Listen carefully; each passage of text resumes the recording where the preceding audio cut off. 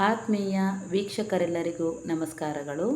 ಆತ್ಮೀಯ ವಿದ್ಯಾರ್ಥಿಗಳೇ, ಈಗಾಗಲೇ ನಿಮ್ಮ ಶಾಲೆಗಳಲ್ಲಿ 10ನೇ ತರಗತಿಯ ಸಿಲೆಬಸ್ಸನ್ನು ಸಂಪೂರ್ಣವಾಗಿ ಬೋಧಿಸಲಾಗಿರುತ್ತದೆ. ಇದೀಗ ಪುನರಾವರ್ತನೆಯ ಸಮಯ.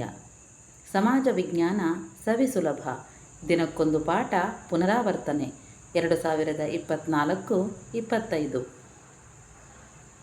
2022-23ನೇ ಸಾಲಿನ ಹಾಗೂ 2023-24ನೇ ಸಾಲಿನ ಕರ್ನಾಟಕ ಶಾಲಾ ಪರೀಕ್ಷೆ ಮತ್ತು ಮೌಲ್ಯ ನಿರ್ಣಯ ಮಂಡಳಿಯಿಂದ ಬಿಡುಗಡೆಯಾದ SSLC ಮಾದರಿ ಪ್ರಶ್ನೆ ಪತ್ರಿಕೆ ಹಾಗೂ ಪೂರ್ವಸಿದ್ಧತಾ ಪರೀಕ್ಷೆಯ ಪ್ರಶ್ನೆ ಪತ್ರಿಕೆ ಹಾಗೂ ವಾರ್ಷಿಕ ಪರೀಕ್ಷೆಯ ಪ್ರಶ್ನೆ ಪತ್ರಿಕೆ ಹಾಗೂ ಪೂರಕ ಪರೀಕ್ಷೆ ಹಾಗೂ ಪರೀಕ್ಷೆ 1, 2 ಮತ್ತು 3ರ ಒಟ್ಟು 9 ಪ್ರಶ್ನೆ ಪತ್ರಿಕೆಗಳಲ್ಲಿ ಪುನರಾವರ್ತನೆಯಾದಂತಹ ಬಹು ನಿರೀಕ್ಷಿತ ಪ್ರಶ್ನೆ ಉತ್ತರಗಳನ್ನು ಒಳಗೊಂಡ ವಿಡಿಯೋವಿದು.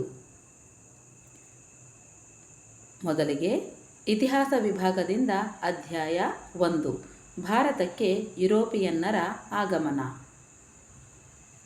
ಪ್ರಶ್ನೆ 1, ನೀಲಿ ನೀರಿನ ನೀತಿಯನ್ನು ಜಾರಿಗೆ ತಂದವರು? Francisco de Almeida. ಪ್ರಶ್ನೆ 2, ಮೂರನೇ ಕಾರ್ನಾಟಿಕ್ ಯುದ್ಧವನ್ನು ಕೊನೆಗೊಳಿಸಿದ ಒಪ್ಪಂದ? ಪ್ಯಾರಿಸ್ ಒಪ್ಪಂದ. ಪ್ರಶ್ನೆ 3, ಕಾನ್ಸ್ಟಾಂಟಿನೋಪಲನ್ನು ಯುರೋಪಿನ ವ್ಯಾಪಾರದ ಹೆಬ್ಬಾಗಿಲು ಎಂದು ಕರೆಯಲಾಗುತ್ತಿತ್ತು, ಏಕೆಂದರೆ ಅದು ಅಂತಾರಾಷ್ಟ್ರೀಯ ವ್ಯಾಪಾರದ ಕೇಂದ್ರವಾಗಿತ್ತು. ಪ್ರಶ್ನೆ 4, ಪ್ಲಾಸಿ ಕದನಕ್ಕೆ ಕಾರಣ ಮತ್ತು ಪರಿಣಾಮಗಳನ್ನು ತಿಳಿಸಿ. ಈ ಪ್ರಶ್ನೆಯನ್ನು ಕಾರಣ ಪರಿಣಾಮ ಎಂದು ಕೇಳಿದಲ್ಲಿ 3 ಅಂಶಗಳನ್ನು ಬರೆಯತಕ್ಕದ್ದು, ಕೇವಲ ಪರಿಣಾಮಗಳು ಎಂದು ಕೇಳಿದಲ್ಲಿ 6 ಅಂಶಗಳನ್ನು ಬರೆಯತಕ್ಕದ್ದು. ಕಾರಣಗಳು: ದಸ್ತಕಗಳ ದುರುಪಯೋಗ, ಅನುಮತಿಯಿಲ್ಲದೆ ಕೋಟೆಯ ದುರಸ್ತಿ, ಕಪ್ಪು ಕೋಣೆ ದುರಂತ. ಪರಿಣಾಮಗಳು: ಸಿರಾಜ್ ಉದ್ ದೌಲನು ಸೋತನು, ಬ್ರಿಟಿಷರು ಗೆಲುವು ಸಾಧಿಸಿದರು, ಮೀರ್ ಜಾಫರ್ ಬಂಗಾಳದ ನವಾಬನಾದನು, ಮೀರ್ ಜಾಫರನು ಕಂಪನಿಗೆ 17,70,00,000 ರೂಪಾಯಿಗಳನ್ನು ನೀಡಿದನು, ಭಾರತೀಯರಲ್ಲಿದ್ದ ಅನೈಕ್ಯತೆ ಮತ್ತು ಅಸಂಘಟನೆ ಗೊತ್ತಾಯಿತು, ಕಂಪನಿ ಬಂಗಾಳದಲ್ಲಿ ವ್ಯಾಪಾರದ ಅನಿರ್ಬಂಧಿತ ಹಕ್ಕನ್ನು ಪಡೆಯಿತು. ಪ್ರಶ್ನೆ 5, ಬಕ್ಸರ್ ಕದನದ ಪರಿಣಾಮಗಳನ್ನು ತಿಳಿಸಿ, ಅಥವಾ ಬಕ್ಸರ್ ಕದನವು ಬ್ರಿಟಿಷ್ ಈಸ್ಟ್ ಇಂಡಿಯಾ ಕಂಪನಿಯ ಮೇಲೆ ಬೀರಿದ ಪರಿಣಾಮಗಳೇನು? ಮೈತ್ರಿ ಸೈನ್ಯ ಬ್ರಿಟಿಷರ ವಿರುದ್ಧ ಸೋತಿತು, ಕಂಪನಿ ದಿವಾನಿ ಹಕ್ಕನ್ನು ಪಡೆಯಿತು, ಬಂಗಾಳದ ಮೇಲಿನ ಎಲ್ಲ ಹಕ್ಕುಗಳನ್ನು ಪಡೆಯಿತು, ಯುದ್ಧ ನಷ್ಟ ಪರಿಹಾರವಾಗಿ 50,00,000 ರೂಪಾಯಿಗಳನ್ನು ಪಡೆಯಿತು, ಮೀರ್ ಜಾಫರ್ ಮಗನಿಗೆ ವಿಶ್ರಾಂತಿ ವೇತನ ನೀಡಿದರು, ಬಂಗಾಳದ ಪೂರ್ಣ ಆಡಳಿತವನ್ನು ಪಡೆಯಿತು.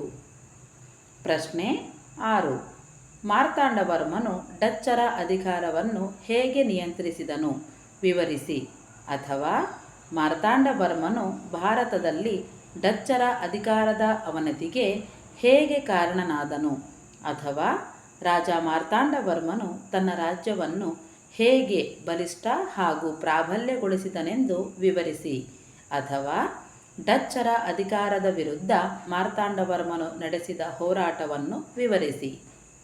ಸುತ್ತಮುತ್ತಲಿನ ಸಂಸ್ಥಾನಗಳು ಮತ್ತು ಡಚ್ಚರಿಂದ ತನ್ನ ಸಂಸ್ಥಾನವನ್ನು ರಕ್ಷಿಸಿದ. ರಾಜಧಾನಿಯನ್ನು ಪದ್ಮನಾಭಪುರದಿಂದ ತಿರುವನಂತಪುರಕ್ಕೆ ಸ್ಥಳಾಂತರಿಸಿದ. ಕರಿಮೆಣಸಿನ ವ್ಯಾಪಾರದಲ್ಲಿ ಹಿಡಿತ ಸಾಧಿಸುತ್ತಿದ್ದ ಡಚ್ಚರನ್ನು ತಡೆಗಟ್ಟಿದ. ಡಚ್ ಕೂಟವನ್ನು ಸೋಲಿಸಿ ನೆಡುಮಂಗಡ ಮತ್ತು ಕೊಟ್ಟಾರಕರಗಳನ್ನು ವಶಪಡಿಸಿಕೊಂಡನು. 1741ರಲ್ಲಿ ತಿರುವಾಂಕೂರಿನ ಮೇಲೆ ಯುದ್ಧ ಸಾರಿದ ಡಚ್ ಸೇನೆಯನ್ನು ಸೋಲಿಸಿದನು. 1753ರಲ್ಲಿ ಡಚ್ ಪಡೆಗಳು ತಮ್ಮ ಅಧಿಕಾರವನ್ನು ತಿರುವಾಂಕೂರಿಗೆ ಒಪ್ಪಿಸಿ ಶರಣಾದವು. ಪ್ರಶ್ನೆ 7, ದಕ್ಷಿಣ ಭಾರತದಲ್ಲಿ ಆಂಗ್ಲರು ಮತ್ತು ಫ್ರೆಂಚರು ತಮ್ಮ ಪ್ರಾಬಲ್ಯ ಉಳಿಸಿಕೊಳ್ಳಲು ಮಾಡಿದ ಹೋರಾಟವನ್ನು ವಿವರಿಸಿ. ದಕ್ಷಿಣ ಭಾರತದಲ್ಲಿ ಆಂಗ್ಲರು ಮತ್ತು ಫ್ರೆಂಚರ ನಡುವೆ 3 ಕಾರ್ನಾಟಿಕ್ ಯುದ್ಧಗಳು ನಡೆದವು. ಮೊದಲನೇ ಕಾರ್ನಾಟಿಕ್ ಯುದ್ಧವು ಏಕ್ಸ್ಲಾ ಚಾಪೆಲ್ ಒಪ್ಪಂದದೊಂದಿಗೆ ಮುಕ್ತಾಯವಾಯಿತು. ಎರಡನೇ ಕಾರ್ನಾಟಿಕ್ ಯುದ್ಧವು ಪಾಂಡಿಚೇರಿ ಒಪ್ಪಂದದೊಂದಿಗೆ ಅಂತ್ಯವಾಯಿತು. ಮೂರನೇ ಕಾರ್ನಾಟಿಕ್ ಯುದ್ಧವು ಪ್ಯಾರಿಸ್ ಒಪ್ಪಂದದೊಂದಿಗೆ ಮುಕ್ತಾಯವಾಯಿತು. ಫ್ರೆಂಚರು ಭಾರತದಲ್ಲಿ ತಮ್ಮ ನೆಲೆಗಳನ್ನು ಕಳೆದುಕೊಂಡರು. ಫ್ರೆಂಚರಿಗೆ ಪಾಂಡಿಚೇರಿಯನ್ನು ಹಿಂದಿರುಗಿಸಲಾಯಿತು. ದಕ್ಷಿಣ ಭಾರತದಲ್ಲಿ ಫ್ರೆಂಚರು ಮೂಲೆ ಗುಂಪಾದರು. ಬ್ರಿಟಿಷರು ದಕ್ಷಿಣ ಭಾರತವನ್ನು ಗೆಲ್ಲಲು ಸಿದ್ಧರಾದರು.